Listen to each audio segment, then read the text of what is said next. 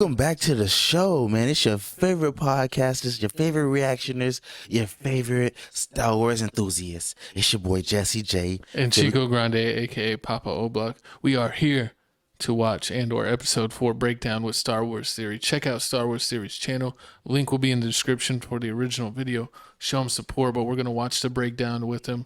We're going to throw in our 2 cents and then give our rating of the episode. And we're going to probably do this with every episode. Let us know if you like these type of reactions. Yes, and please, if you're not checking out Andor on Disney Plus, what is you doing? I don't know. What is you doing? Not living right. You must be eating some spaghetti, getting heartburn. But let's go ahead and start the show. Hey guys, and welcome back to another breakdown. Today we're covering Andor Episode 4, and I gotta say, while the first 3 episodes were very slow, this 4th episode really put me into the show. I thought while was I feel fast. casual Star Wars fans may find it a little bit slow, I found this one to be very engaging with a lot of lore and a lot of things to look forwards to, so we have quite a bit to break down. Let me see, pause and it. hopefully by the end of this video, you'll be pumped This is for what it I too. don't understand. This is what I don't understand. Like, Looks like a demon. exactly. This is what I understand. Like, everybody's saying the episodes were slow. They didn't like the first 2 episodes, but like somebody died. Like the girl's guy friend that was a snitch, he died. Then on top of that, they flew Spoiler warnings if you haven't. No, but if they're watching this one, they've seen the other ones. Exactly. So, and then on top of that, they flew to the planet, and then they found them. They basically raided everywhere. It was amazing. It was so much going on, and then he had this whole thing, the whole box. People just in the first 3 episodes didn't think that it felt Star Warsy enough. That it felt more just like a typical sci-fi. And it was like not until I think episode 3 where you really started getting into like seeing the actual like Star Wars world. But I mean the episodes, I think they've had some high points in action, but then also some lulls where it's just a lot of talking and dialogue. But I've enjoyed it so far. I don't think it's a 10 out of 10 show. I'd probably give the show between like an 8 and 8.5 right now. But we'll see as it goes on. I mean, it has a lot of episodes. It's not going to be short like Book of Boba. I think we're getting 12 episodes, so we'll see how this roller coaster goes. With all of the things that I believe will be heading our way in Episode 5 and beyond. And yes, a lot with Palpatine. Now, I believe the overall trajectory of the show based on this episode here will really end us with an awesome show. So far, the acting, the costumes, the overall tone, and the sets have really set the difference between this show and many others for Star Wars. Okay, so the show dives into the cogs and gears of the Empire, as well as the early formation of the Rebellion, and I really can't wait to see more of the smaller characters, as well as the bigger ones. However, I feel like this show really will take us through these sort of unknown characters and help us to understand the bigger picture of Star Wars with the Empire and the Rebellion. And I think it's doing that with these little unknown characters, and I believe it'll bring in Mas Amida, Sly Moore, Krennic, Tarkin, Thrawn maybe, and then of course Vader and Palpatine. So we start the episode off with Andor and Luthen as they head to Aldhani, as Cassian grabs a med pack to ban. Oh yeah, he was leaking. Yeah, from the He got shot. Yeah, trying to get the box. Got shot for the box. Sometimes you get shot for the box. Bandage his blaster wound. As they head into hyperspace, Luthen asks Cassian to come help him with something important. Now we have to remember, Cassian just escaped that planet with Luthen and doesn't really know much about him at all. He just knows that Luthen knows quite a bit about him and his father, actually, if you remember from the 3rd episode. As Cassian tries to learn who Luthen is, he asks, "Who are you? Alliance, Sepp, Guerrilla, Partisan Front?" Now these are all factions that would later come together to form the Alliance to restore the Republic, but it won't officially happen for a few more years closer to A New Hope. So when he says Seps, he's referring to Separatists, which was the faction led by Count Dooku during the Clone Wars. Luthen says, "Aren't those all the same?" And what he means by this, I believe, is now the only thing that exists is the Empire against everyone else. So Everything besides the Empire is just kind of seen as the same thing at this point. So it's kind of like the enemy of my enemy is my friend. As Cassian tells him he doesn't want to fight anymore, as he's seen enough war in the Battle of Mimban when he was 16, we remember the Battle of Mimban, which I'm going to explain. We've seen it in Solo, a Star Wars story, but even before that, it was a battle that happened in the Clone Wars. Now, Mimban was a world that was fought over by the clones and the Separatists, particularly the 224th and the 501st Battalion of clones. However, of course, this didn't last because the Empire did indeed take over after Order 66. So once that all happened, Mimban rebelled against the Empire, and we got the Battle of Mimban, which we saw in Solo. So Mimban was rich of minerals that the Empire wanted. The Battle of Mimban was a nightmare, as the planet was full of mud and fog, requiring tons of upkeep for the army headed there and the troops who suffered harsh conditions surviving the terrain. It was very difficult for the Empire, as we saw in Solo, a Star Wars story. So Luthen tells him that Cassian was only there for 6 months and then he ran away. So clearly Luthen knows a ton about Cassian, and it's all kind of up in the air. It's like, how does he know about him so much? Luthen gives a motivational speech and says he came specifically for Cassian, and says that he'll reward Cassian with 200,000 credits if he accepts the job. Okay, cool. So moving forwards, as we see the ISB, the Imperial Security Bureau on Coruscant, we also know that the Jedi Temple... And we also know it's commercial time. But yeah, I like the episode so far. Wherever he was, it's a great idea. We should have muted. What? Who? I always try to mute it. Sometimes it's hard to catch or remember. Let me pause it. Turn the volume back on and continue.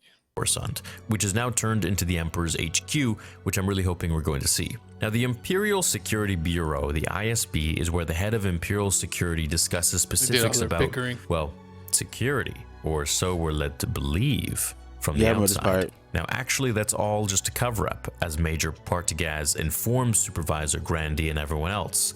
What the ISB really is there for is to snuff out infection, meaning spies and the rise of rebellion, maybe terrorists against the Empire and things like that. Now, Arvala 6 is the first planet that comes up in the discussion at the table, and while I'm unsure about Arvala 6, I do know that Arvala 7 is the planet where we met Kuel in the first season of The Mandalorian, where Kuel helped Mando get to Baby Yoda, Grogu. So Partagaz asks about the issue on Ferrix with Cassian. Of course, not naming Cassian, but that's what essentially led us there. And it's kind of swept under the rug, like it's not really a big deal, it's just a bit of a mishap, and just small things that don't really matter. But Grandy believes it to be a rebellion once she hears a stolen Imperial Starpath unit was discovered, as we later come to see. They also discuss the increase in construction supplies going to Scarif, and of course we all know Scarif because we saw it prominently in Rogue One at the very end. Now, if you did not know, Vader was originally to storm the beach of Scarif and hold off the rebellion with the tanks and all of that as he blasted through the doors with his lightsaber in the Force. This information was revealed by the original screenwriter of Rogue One, Gary Whitta, in an interview that I had with him on Rule of Two here on the channel. You can check it out at your convenience, or you can watch the highlights on my other channel on Star Wars Theory Plus. On Aldhani, we get Cassian and Luthen chatting in the ship as Cassian gives him... Shout out Theory. He knows all about having multiple channels, which is to remind you that we have multiple channels. We got Tales from the Crib podcast every Monday, 9 a.m. We got TFTC Clips, which is a podcast broken down into segments so you can just watch what you like. And then we got TFTC Gaming, which is the replays of our Twitch live streams. And you can catch us on Twitch, Tales from the Crib, Instagram, Tales from the Crib 2.0. And that's all our stuff. Twitter, everywhere, baby. We do it all. We're like Cassian. Himself a secret fake name, Clem. Luthen tells him he'll be joining the woman approaching the ship as he goes to speak with her, but before he does, he gives Cassian a down payment worth 50,000 credits, a Quati Signet, Blue Kyber, Ancient World Crystal. Now he says it celebrates the uprising against the Rakatan invaders. Now Rakatans were an evil, ancient, powerful... Who's that? Well, he was gonna tell you if you kept interrupting. I thought you knew who it was. I know some of the stuff, but I learned it a lot from him. But that's a Kyber crystal. I don't know if that one could be used to make a lightsaber, but a lot of them are.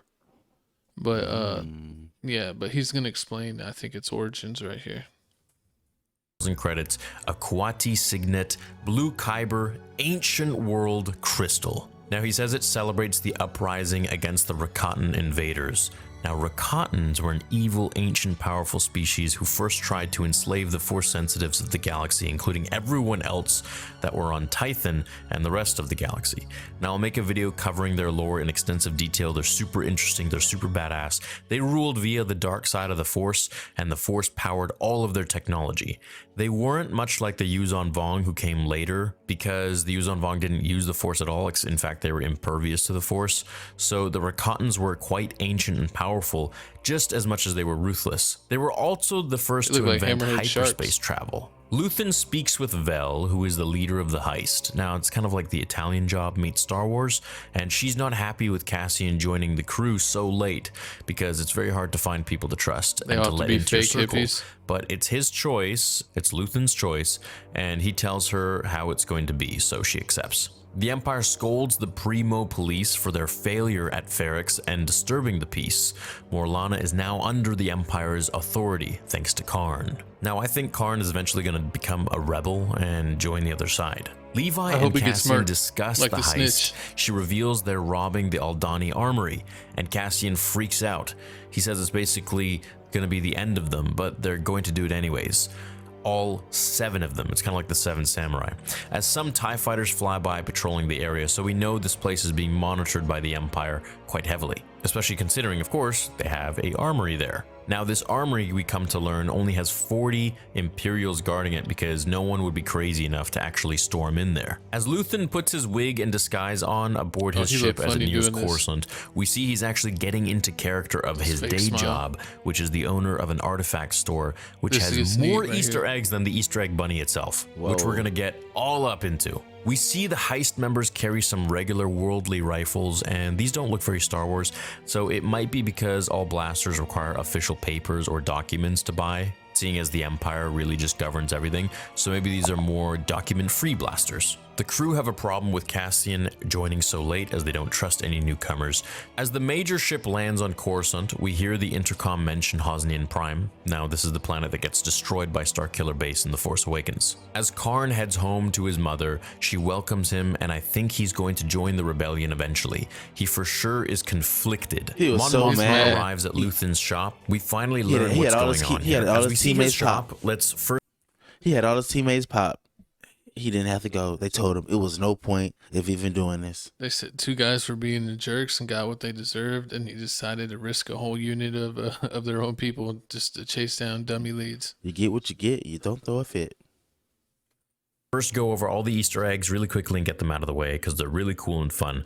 So we see the armor for the Mandalorian, or specifically Jango Fett, or, you know, Din Djarin. However, it wouldn't really make sense as Din isn't relevant for another 15 years. It's just basically another Mandalorian's armor. Is what he Did he take it from him, or was it like the making of it to sell it to him? No, he worked at an antique shop. Oh. And he had the like, it was like a chest piece in the shoulder of a Mandalorian armor. Okay. Just a Mandalorian's armor, or we can just say it's Jango's. We see the family heirloom that belongs to the Twi'leks, which we saw Hera explaining in Rebels. We see Starkiller's helmet. If you don't know who Starkiller is, he was Darth Vader's apprentice in Legends. He was extremely powerful, and George Lucas said that had Luke trained with Darth Vader in this same kind of circumstance that was the story, that was the video game, he would have been just as powerful as Starkiller.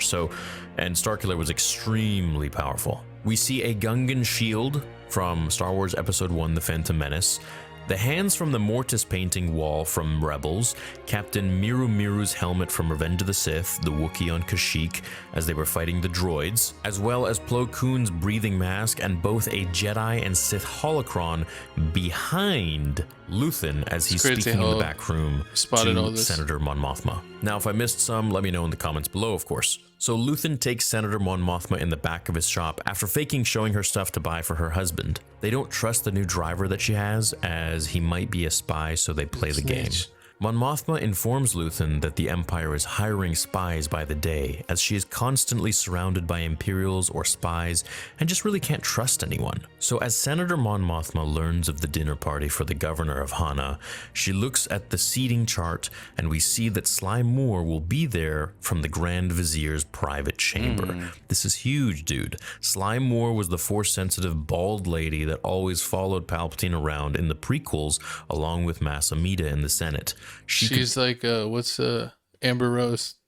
She's the Amber Rose of Star Wars. Oh, Comment below. Do you Star Wars fans know who Amber Rose is?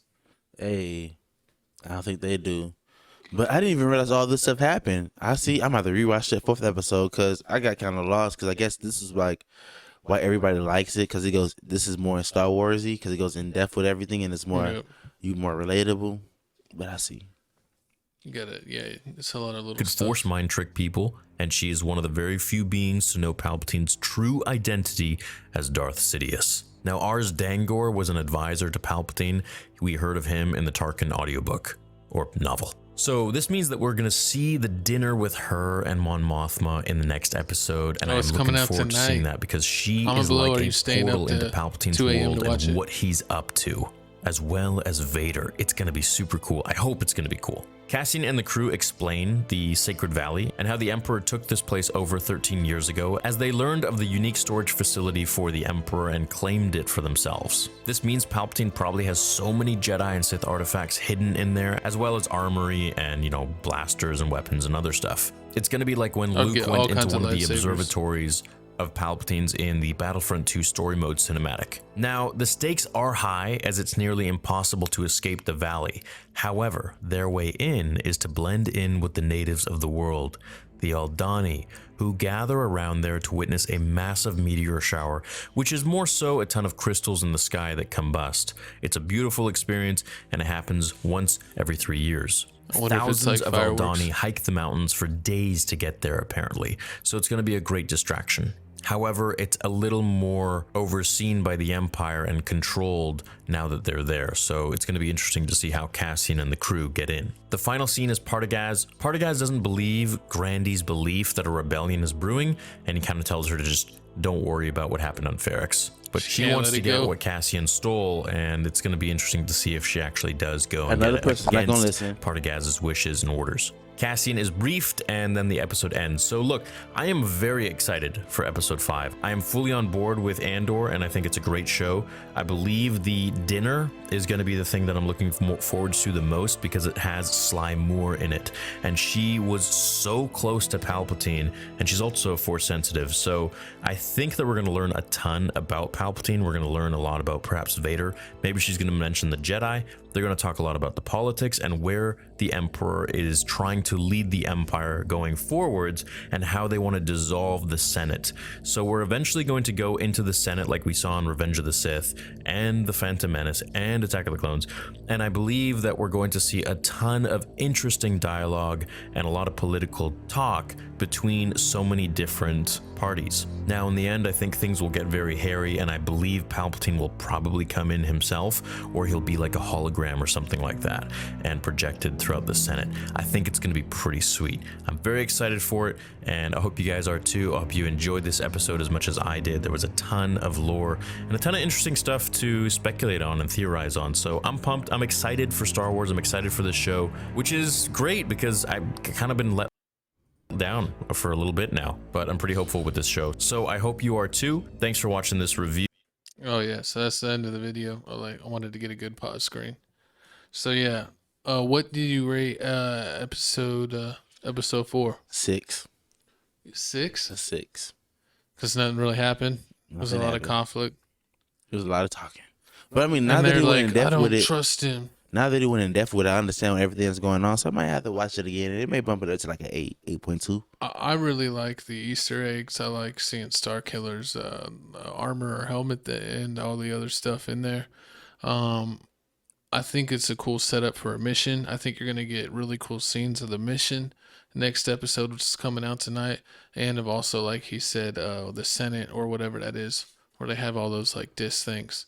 But yeah, I give this episode, I'd probably give it like I'll give it an 8. just for all the Easter eggs, I'll give it an 8. If you kind of know all of those. But I'm looking forward to tonight. I hope tonight's episode is anywhere from a certified banger. 8.5 to 10. Nothing below that. We don't want to have this. We need no basudas. Yeah, we don't need this to be the mid show of the year. That was already Kenobi. Exactly. But like my co-host said, I need you to like, comment, subscribe, hit the notification bell, check out the main page, Tales from the Crib, dropping every Monday. The link will be in the bio. This is your favorite 2 Star Wars enthusiasts. Nobody know more than us than Theory in the game. Oh, then Theory. Yeah, check out Star Wars Theory. This is his video we reacted to. The link to his channel in this video will be in the description.